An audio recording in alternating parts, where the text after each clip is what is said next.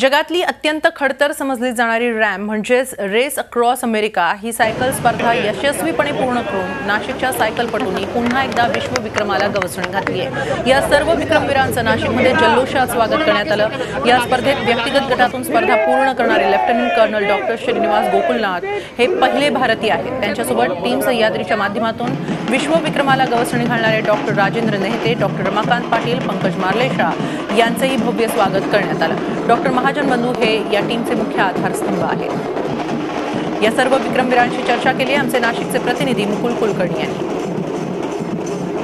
जगाच्या पाठीवर अत्यंत अवघड आणि खडतर समजली जाणारी रॅम ही स्पर्धा नाशिकच्या सायकलपटूंनी पुन्हा एकदा पूर्ण केलेली आहे आणि विश्वविक्रम केलेला आहे। हे सर्व विक्रमवीर माझ्यासोबत आहेत, त्यांच्याशी आपण एक एक करून चर्चा करणार आहोत। सर्वात पहिले आपण श्रीनिवास यांच्याशी चर्चा करणार आहोत। सोलो परफॉर्मेंस में आप फर्स्ट इंडियन हो जो ये मुकाम तक पहुँचे हैं, आप आर्मी में भी हो, कितना प्राउड फील करते हो?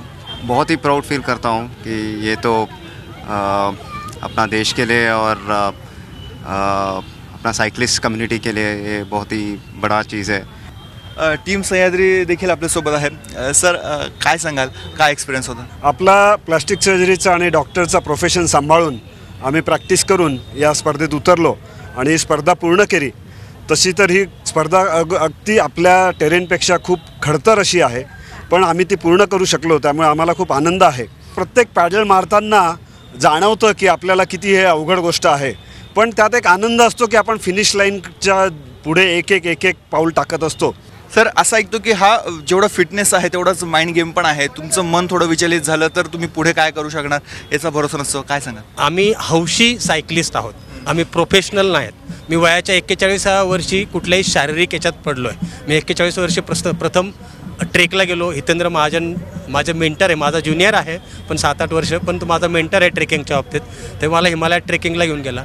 42व्या वर्षी मॅरेथॉन 42 किलोमीटर धावलो आणि मग 53 वर्षी रॅम करताना हा जो फक्त फिजिकल फिटनेसच नाही तर मेंटल टफनेस फार महत्त्वाचा आहे। Actually I am a professional cyclist, racer होतो 1996 पासून 2012पर्यंत आणि मी नॅशनल मेडलिस्ट आहे, छत्रपती अवॉर्डी आहे।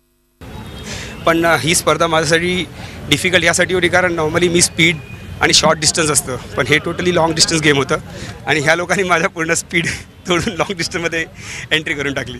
2015ला आम्ही खूप मोठं ध्येय ठेवलं की रेस अक्रॉस अमेरिका पार करू, तशी आम्ही पार केली पण सगळ्या आमच्या मित्रांच्या साहाय्याने।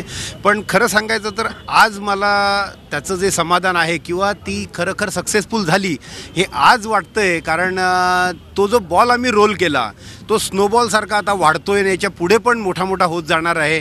आज आपण सोलोमध्ये 2 भारतीयांनी केलं, आज टीम ऑफ 4मध्ये पहिल्यांदा केली आणि याच्या पुढे पण हे असाच हा बॉल रोल होत राहणार आहे, अवलांचसारखं होणार आहे। मी रॅमच्या आयोजकांना सांगून आलो आहे की एक दिवस असा येईल की इथे अर्ध्या टीम तुम्हाला इंडियातनं दिसतील। केवळ रॅम ही स्पर्धा नाही तर जगाच्या पाठीवर अशा ज्या विश्वविक्रमी स्पर्धा होतील त्याच्यामध्ये नाशिकचा झेंडा त्याचबरोबर भारताचा झेंडा यापुढे रोवला जाईल असा विश्वास त्यांनी व्यक्त केला आहे। व्हिडिओ जर्नलिस्ट मंगेशसह मुकुल कुलकर्णी, झी मीडिया, नाशिक।